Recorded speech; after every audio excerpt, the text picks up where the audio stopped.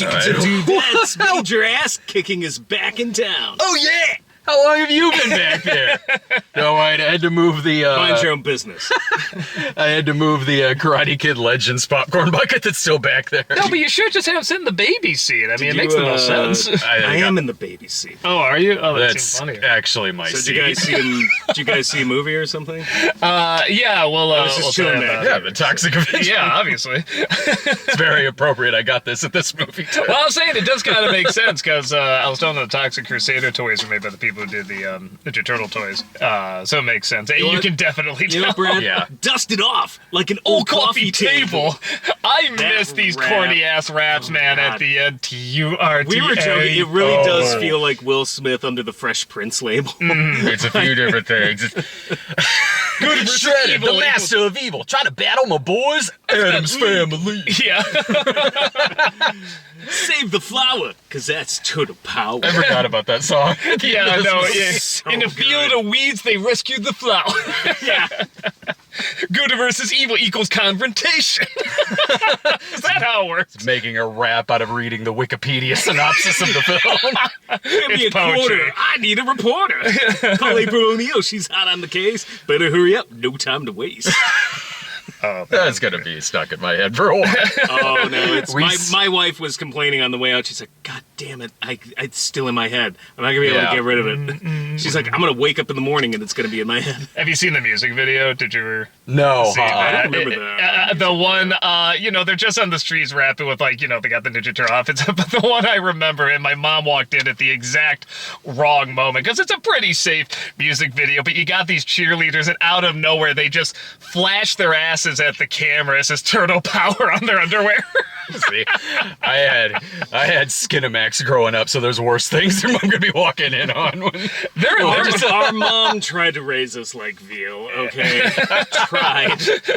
But then my dad was there to be like, yeah, sure. How old are you? 8? I'll show you aliens. And Yeah. poltergeists." Watching Bikini Car Wash Company. I'm trying to figure out how to start a business.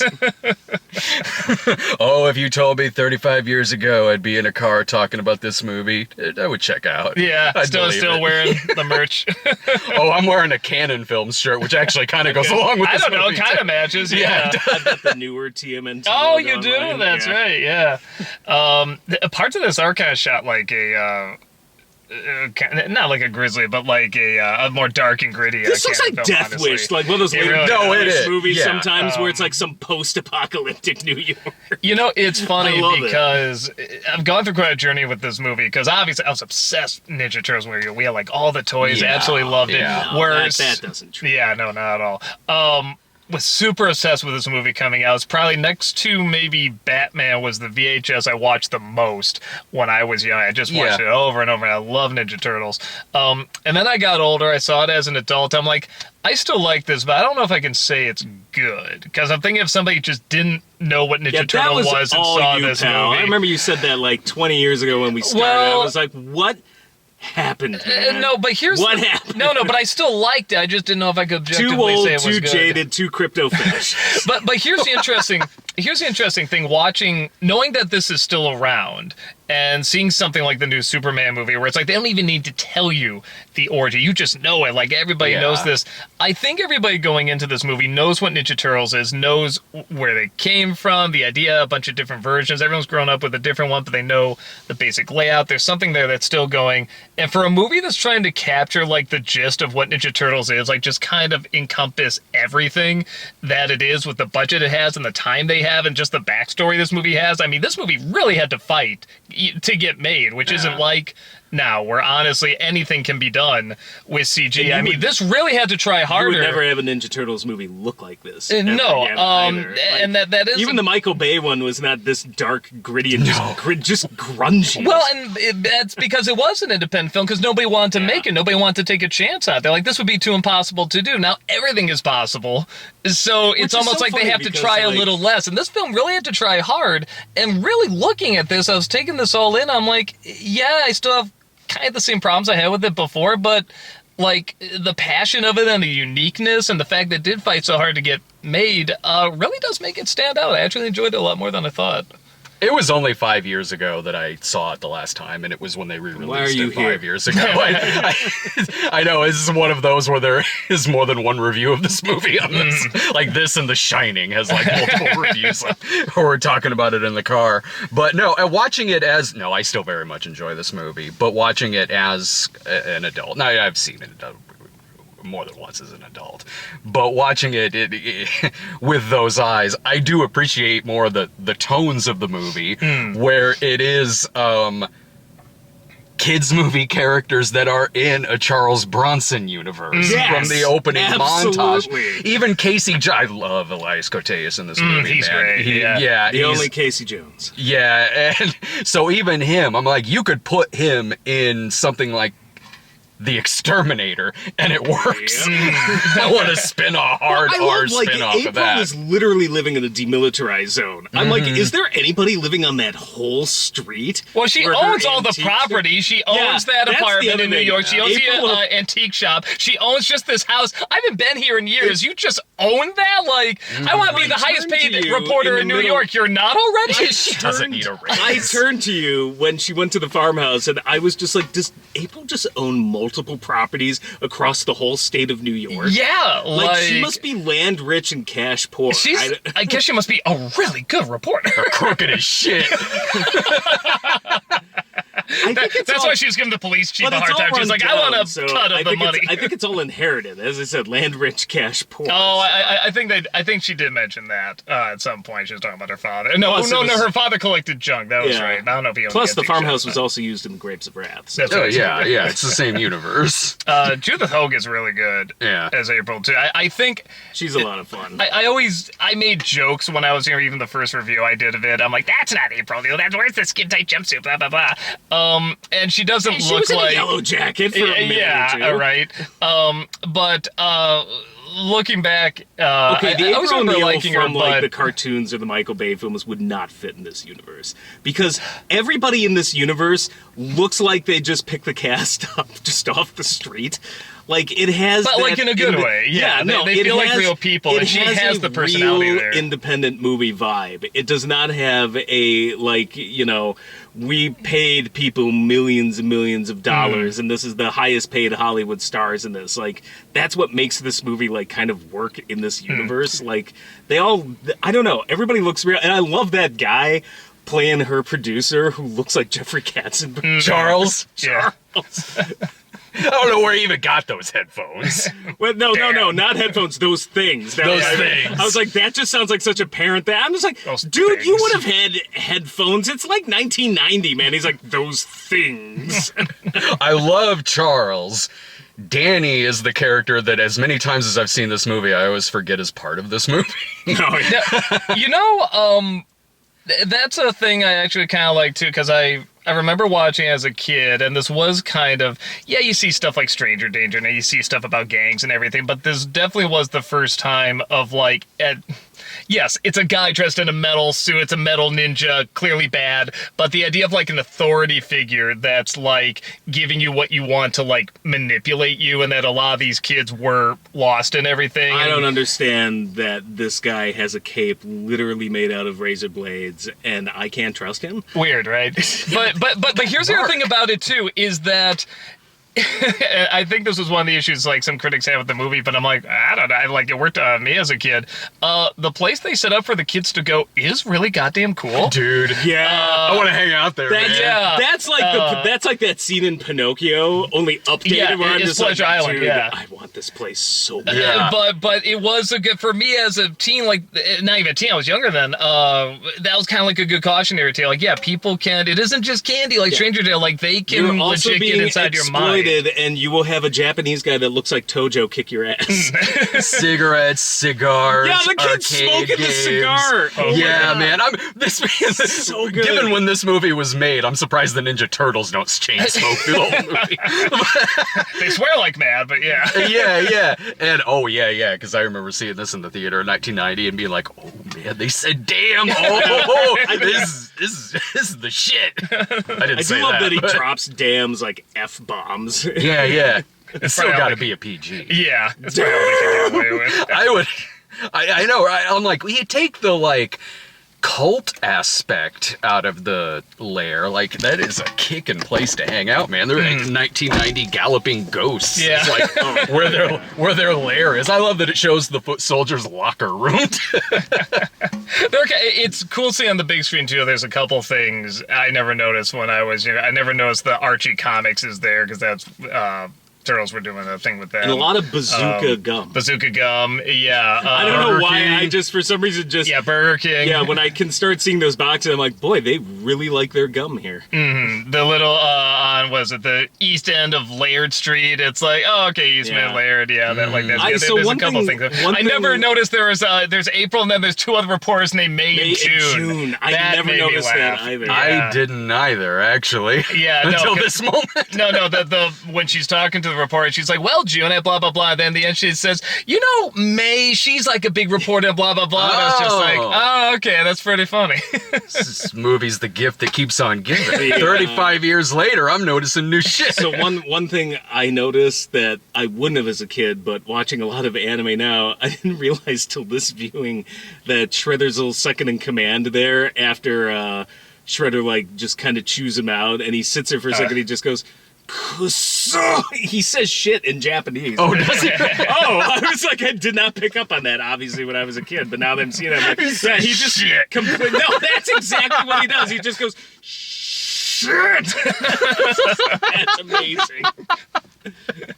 Oh, yeah, there's a movie like this, too. Could he just crush him in a garbage truck at the end of it? I know. It's like, I kind of wish he didn't come back in the sequel, because I would just love So to he think, could be like, dead. no, he's just a mangled corpse. This is Casey Jones just made sure he wasn't coming back. I know this is technically released in 1990, but this is an 80s film. It really 100%. is. Yeah. I mean, just at the end, like, you know, the wise old, you know, father figure, it's just got the bad guy dangling there, and he just, it's not like self-defense, like, oh, he threw a knife at me. He's talking about, this is how you're gonna die. Okay, like, yeah, you're gonna die without honor, without, boom, lets him drop, and then Casey's just like, oh, oops, like, we're cold-blooded murderers.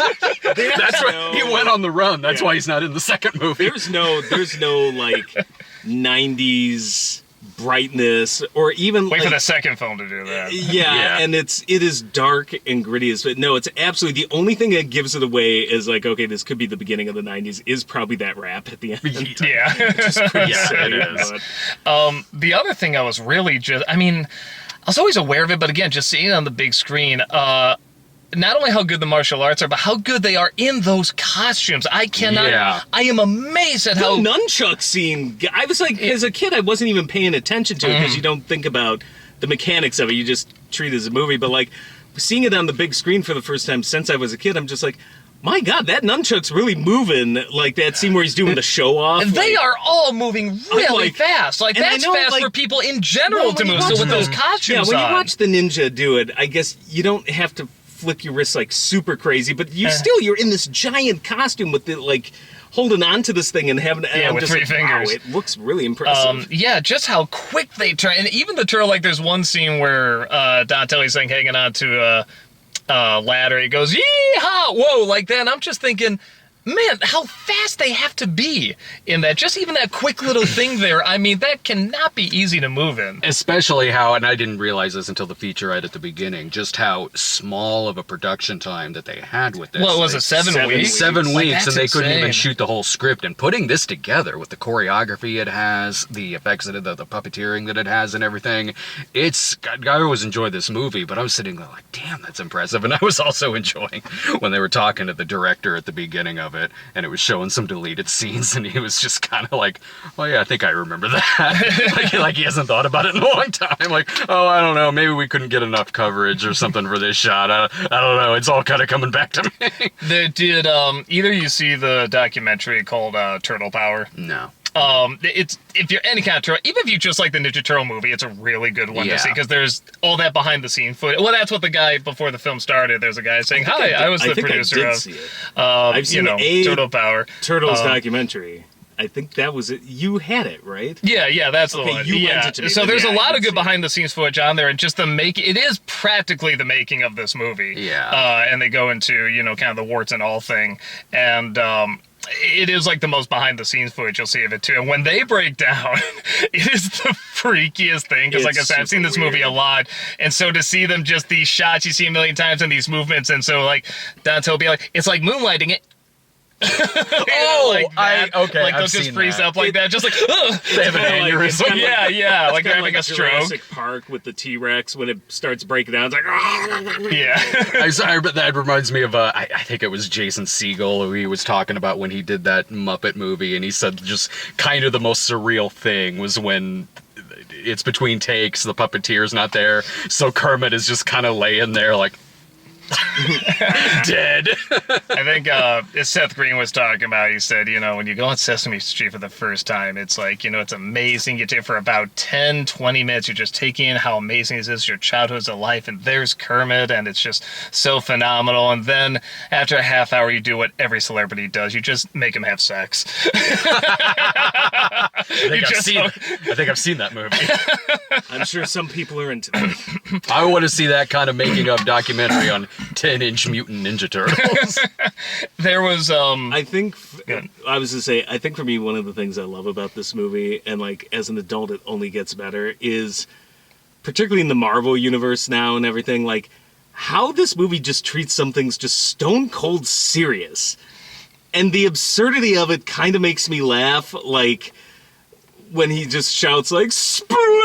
Yeah. And it's like, but it's like the way they're doing it, there's no like wink at the camera, like wink, wink. It's like they're treating it 100% serious. And like when you have those moments of like sobriety watching this movie, you're like, boy, I forget how really strange this all is. That is what. So I remembered how strange it was, and there are definitely scenes that are awkward and weird and a little rushed and stuff like that. But for me, that was stuff that stopped me from saying, okay, objectively, I don't know if I can say this is a good movie. But now looking at it now, I'm like, it doesn't have a we're too cool for school. Yeah, not only does it make it, not only does it kind of make it unique and stand out a little bit, but there is such passion behind every single thing, and this is such a rare thing that you see. Like this movie really did have to fight to get made, that as I'm watching these awkward moments, I'm like, okay, it's just that. It's just an awkward moment. And they're memorable awkward moments. And if something doesn't work, I'm either blown away by the ambition of it or the charm of the characters. Yeah. There's a lot of stuff like April and Casey's romance. They hate each other and then just out of nowhere, out of a pretty steamy massage scene, right out of nowhere. That was hot. Yeah. that was hot. It just suddenly they like each other, and I'm like, boy, from a script writing level, that's not, maybe some scenes were cut or whatever, but I'm like, that's pretty quick. But those two are so likable. Yeah. I don't care. I just go along with it, and that's why I found the scene where I think the two of them, like, you can tell they're just into it from the start. They just don't want to admit it. Well, no, but they do have chemistry. That's the thing. Yeah. Those actors do. And, that's the other big piece of the puzzle there. Well, and the scene where they're, like, meditating, and then suddenly they can communicate across, like, with miles and miles. Splinter. And, boy, but there's no... That's the thing about it. Like, a lot of movies nowadays, like... Because I'm not saying there's tons of jokes in this movie, and it's very quippy, but...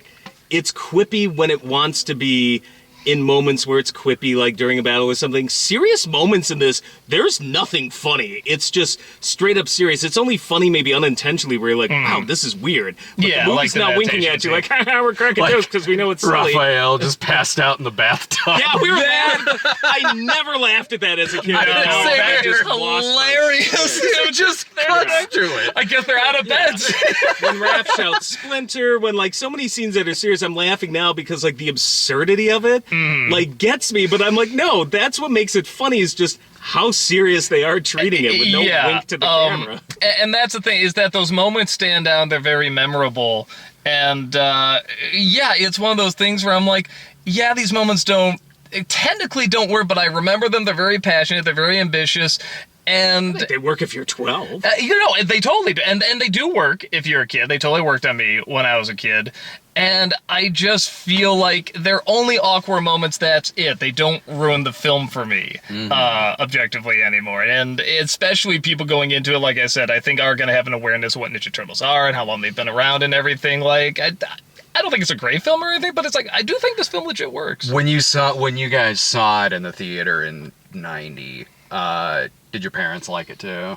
Yeah. They did. So did No, my they dad both liked did. My it. mom didn't Yeah. want to take us because, again, she was The trying to raise us violence like and everything. veal, and she's like, I don't know, these turtles might be setting a bad example. That was my aunt and Like, uncle. yeah, but like honestly, like I remember my dad and my mom like laughing. Well, and I think to her, she was like, and she liked the cartoon too because she didn't like the violence, but she liked that they were funny, you know. And I think she did like. She did not like how they made the foot look so attractive, you know, the organization, you know, like all the stuff that we just said was so cool, them smoking and everything. But she was like, but that's a good... It was the same thing with The Simpsons. She didn't like a lot of the things in there that kids could get from, but she knew the heart was good and it was legit funny. So that...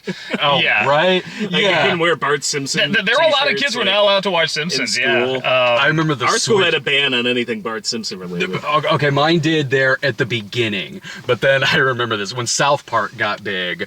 I'm wearing, like I said, it was like the first season of the show, and where did that show go? That's nowhere now. No. I'm wearing a South Park shirt, and I wasn't wearing a South Park shirt, but it was around that time. I was wearing a Bart Simpson shirt. One of the teachers kind of looks at it and goes, "Oh, that," and then they looked at the other teacher like, do we still not like The Simpsons?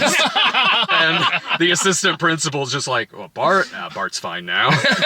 That's really Literally, we got bigger fish to fry. Yeah. No, my dad dug this, because, it was me and my dad would go see it in theater. And I more so grew up with the movies than the show. I watched the show, but it wasn't like appointment viewing. It was just sort of like, if I watch it, it's because it happened to be on. This was a very good mix of that original graphic novel mixed with kind of elements of the cartoon, where it's like, yeah, we can be really quippy, and like it toes an interesting line kind of between the two of those. Well, and I think when I went back to watch as an adult too, I remember the comic, and that's another one where it's kind of like the Adam West Batman, where you can read it as a kid and be like, whoa, this is intense, and you read it as an adult and be like, this is hilarious. This is legit really funny.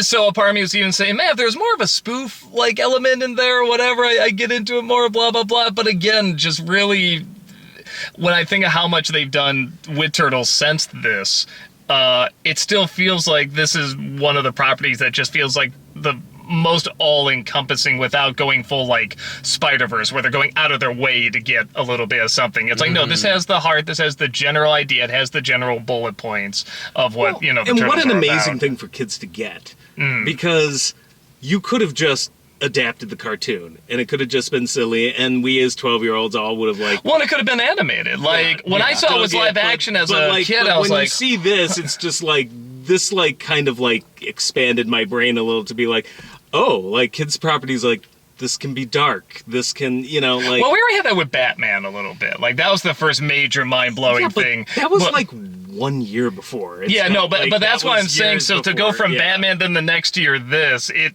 was kind of mind-blowing. Well, next year we can be here reviewing the 35th anniversary of the second one. Oh, yeah, that's right. They made it right away. I remember, my dad and I enjoying that one, too. It's fine, but it's the Ghostbusters 2 problem, where it's like, this is where it starts to get lamed up, Yeah, well, you know what it is, too? Gotta be family friendly. Again, watching it again, something remember is the awesome, bodacious, like we're just catchphrases kind of, and I know it wasn't just that, but I remember there being a lot more in it, and then watching it again, I'm like, no, there is legit, like, character in her. Yeah, sometimes it's corny, and some of the phrases are a little dated, even for a kid's film, like, it's like moonlighting. I love moonlighting. I understood that reference. There's so many references, I'm like, boy, these are so old. But I actually did watch the second James one. Cagney, like, even then, I'm just like, that was probably pushing it even then. It was. But watching, but I did watch the second one recently, and I did realize, I'm like, yeah, this is the one I think I thought this film was. Oh, I get it. Watching it again. And the second one's not even awful, but it's like, okay, this is the catchphrases. This is the winking to the game. Hey, we're here for the kiddies. The second one is straight up a kid's movie. Yeah, way. It's got This that is trying to funny be some bit weird in there where between.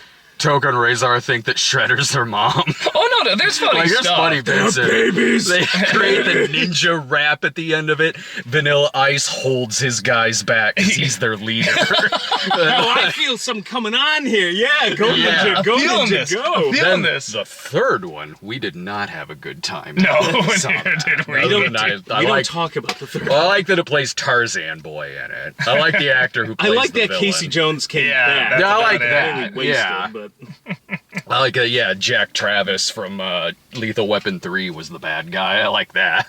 Oh yeah, that's right. all I remember about that movie. that's right. Probably would still be the only thing I remembered about it if I watched it again. What grade would you guys give this movie? Well, my nostalgia. I know, right? It's an A+. My nostalgia would absolutely give it an A+. Absolutely. I mean, with the context of what it is, I would go A-. How many other films are like this, really? Let's think about it. Well, I'm glad. I'd say a B+. That's probably where I'd be. If I take out nostalgia, yeah, B+. Yeah, I'm Yeah. with you. Are you like Roger? I'm the only one with respect! Like Roger Ebert's quote about the movie? I think he gave it 2 stars. Which was like, well, it's the best movie that could ever be called Teenage Mutant Ninja Yeah. Turtles. You know what? I'm sorry, but there was something to be said for that. Like, Well, He's not wrong. So now, but like, if you're given an impossible task and you're just like, wow, you actually pulled something out that's really watchable, that's why I'll say A-. You know, no, it's Yeah. not fucking Citizen Kane, though apparently they used Citizen Kane film tricks. We found that out in the opening. well, for a shot that wasn't used. yeah, for a shot there's that, behind the scene they thing had some shot that wasn't used. going Like, into the sewer. yeah, and like we opened this up like, oh, it's an old trick Orson Welles did where Going through he his went through a electric light sign, fixture. yeah. I was just like, oh my god, But that's hilarious. yeah, no, honestly, it did. The passage of time and what Turtles is, the fact that it's still around. If Turtles wasn't still around, I don't know. Maybe I would still think the same thing I thought about before, where I was like, does some of this hold up and everything? But because it is, and I think everybody going in knows what Turtles is and the backstory and everything.